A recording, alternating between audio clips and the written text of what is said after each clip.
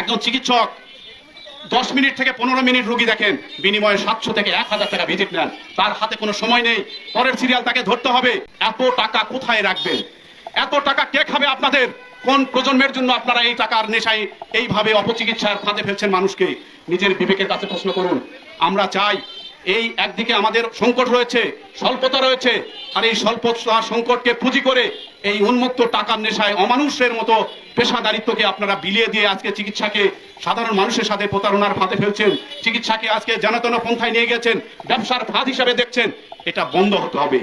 সাধারণ মানুষ, এই জেনারেশন জেএনজি, আপনারা তাদের ভিতরের ক্ষোভ দেখেছেন। এই ক্ষোভ কিন্তু বিস্ফোরণ আকারে এই চিকিৎসকের বিরুদ্ধে, এই চিকিৎসা ব্যবস্থার বিরুদ্ধে ফুটে উঠবে।